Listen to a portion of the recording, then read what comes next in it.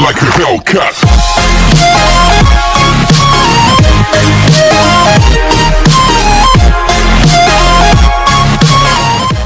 Believe in the power of God in the form of stone, tree, etc. The tribals are very religious.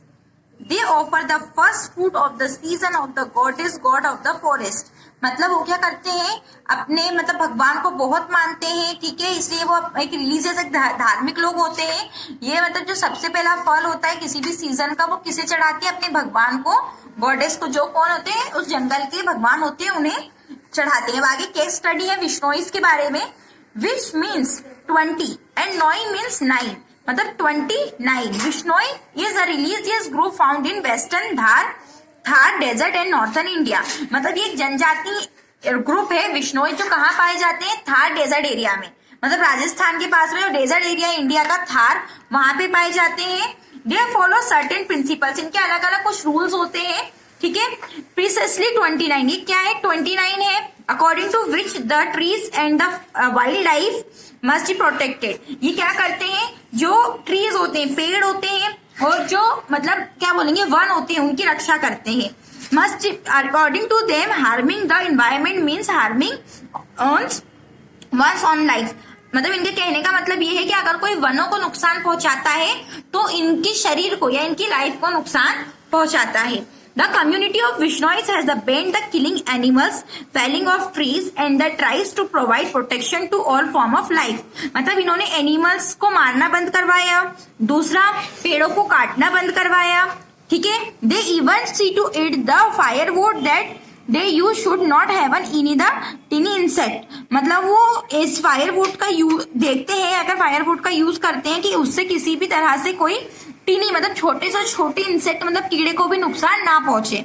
They do not bear blue coloured cloth as they dye required to colour them in obtain by cutting many shrubs. ये कभी भी blue colour नहीं पहनते, because blue colour का कहना ये होता है कि अगर ये ब्लू कलर पहनते तो ये किससे बनता है, शब्द से, उसके लिए बहुत से शब्द काटने होते हैं, इसलिए ब्लू कलर नहीं पहनते हैं।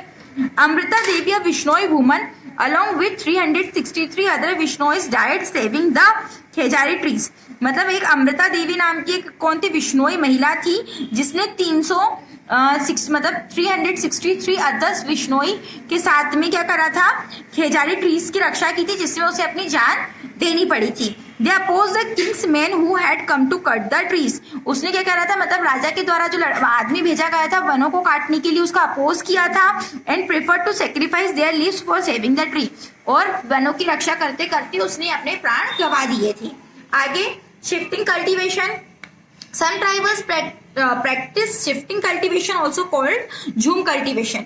मतलब ये जो ट्राइबल्स होते हैं, जनजाति होते हैं, वो शिफ्ट करके कल्टीवेशन करते हैं, जिसे क्या कहते हैं, झूम कल्टीवेशन कहते हैं। They clear a patch of land in the forest and grow crops, one that patch loses its fertility they move to another patch to land it the mean time the previous land regains its fertility and vegetation grow on it again. मतलब ये खेत में एक जगह देखते हैं जहाँ पे वो उनको खेती करनी होती है, वहां पे कर लेते हैं, फिर वहां से फसल काटने के बाद वो दूसरे लैंड पे जाते हैं और वहां पर खेती करते हैं। इनका मानना होता है कि एक जगह खेती करने के बाद वहां की फर्टिलिटी, उस जमीन की फर्टिलिटी खत्म हो जाती है, इसलिए।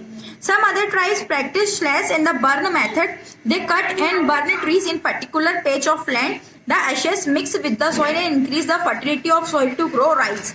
The method has an adverse effect on the environment and it causes deforestation, leading to natural climate like flood, inside soil erosion, etc. और इनकी एक और मान्यता है, झूम खेती करने के लिए क्या करते हैं, किसी भी लैंड को चूज करते हैं, वहां पर क्या करते हैं, सारे जो वहां के जो लगे हुए पेड़ पौधे होते हैं उनको काट के वहीं जला देते हैं, और फिर जलाने के बाद उस पूरी राख को उसी मिट्टी में मिला देते हैं, और उसके बाद चावल की खेती करते हैं, जिससे जो उनकी पैदावार होती है काफी अच्छी होती है। लेकिन इस मेथड का यूज करने से क्या होता है, वनों का बहुत दुरुपयोग होता है, वनों को काट दिया जाता है, वन खत्म हो जाते हैं, मतलब इसमें क्या होता है, वनों का नुकसान होता है, ठीक है। आगे अब यहाँ पे two tribal community, rapid Urbanization is a big threat to the tribal community as the forest their dwelling place. The forests are cut down, tap up industry. The tribal have to evaluate the place. मतलब धीरे धीरे क्या हो रहा है कि forestation कटते जा रहे हैं, तो जो ट्राइबल्स मतलब जो जनजाति लोग हैं वो अपना शेल्टर छोड़ने के लिए विवश हो गए हैं। इसके आगे हम नेक्स्ट पेज पे पढ़ते हैं। or are prohibited from using the area they cannot use the produce to dead the land. Government of India has cleared some areas as protected areas. They include rivers, forest, national park and wildlife sanctuaries. Cutting trees and the hunting animals is prohibited in these areas. Such areas are known as the biosphere reserves. They help in maintaining the ecosystem and the conserve naturality diversity.